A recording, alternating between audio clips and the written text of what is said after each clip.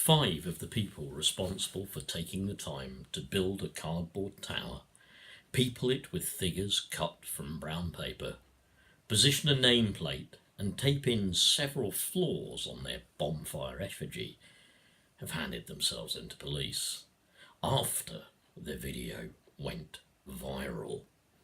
I'm sure we're all still catching up with that story.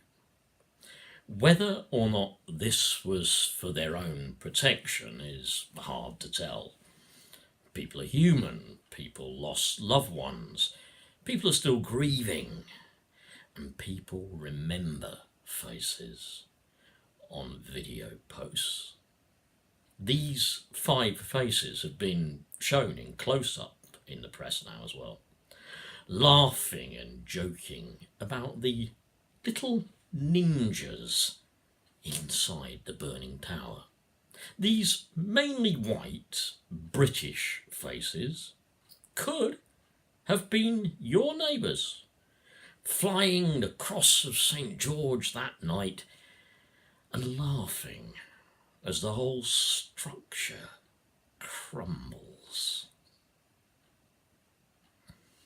These people are not the vanguard of a new elite. They are certainly not unique in human history. Yet they are people who seem to derive pleasure from the pain of others.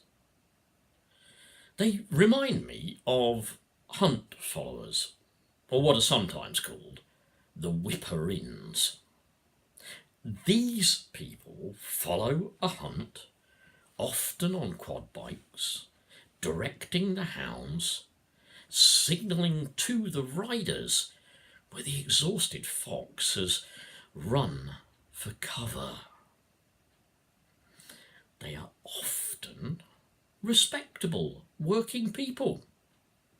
Some may even have their own small businesses and be doing very nicely during an average week. Some even turn up in their works vans. The plumbers, electrical engineers, and specialists of all kind would be there assisting the English ruling class. Just like the 5 who have now handed themselves in, they will be delighted to watch the pain, the exhaustion, the fear, the destruction of the fox by the pack. For some of them, it will be truly a visceral and even sexual experience to watch that kill. Their laughter will sound disturbing, uncomfortable, but it will make them feel relief and, above all, power. These 5 people are a very worrying sign of what we have become as a society. Sure, they're the fully grown offspring of Thatcher's children. Undoubtedly, they'll have been brought up in a world where only the strong survive. They have been brought up with the neoliberal idea of social Darwinism. Just like white Nazi children in the 1930s, they have watched the struggle for life and dominance in nature and translated this into their own lives of competition, aspiration, greed, and, once again, a desire to be seen as powerful. These are the natural states that fascism needs to exist. These are just the kind of individuals who may only seem to be involved at the margins. They're no Yaxley Lennons. They won't get invited on a speaking tour in the USA, but they already have in place that desire to tread on others as, most likely, they are being trodden upon. These are the foot soldiers in the new friendly fascism that is sweeping Europe and America.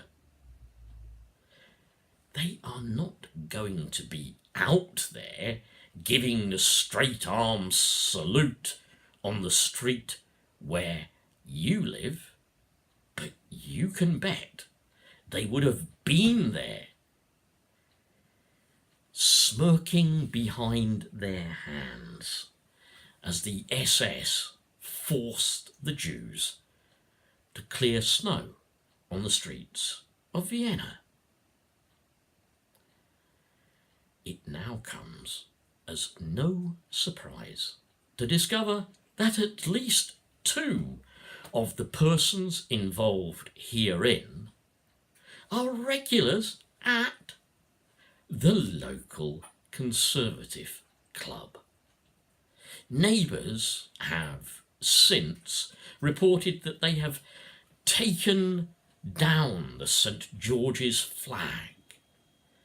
The same Neighbours are also at pains to stress that this was the only English standard flown on their Crescent road street, clearly wanting to distance themselves from the race hate, the bigotry, the violence, and the overall far-right stance this emblem has come to stand for in recent years. Yet those who display this red cross on a pure white background are seen by many as everything bad about this country.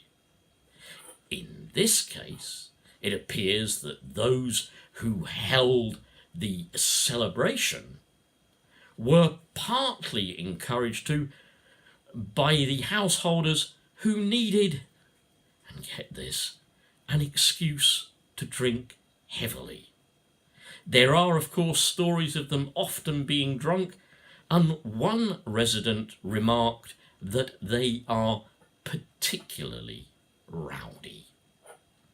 Here we see another aspect of white Tory voting suburbia in all of its ugliness and greed.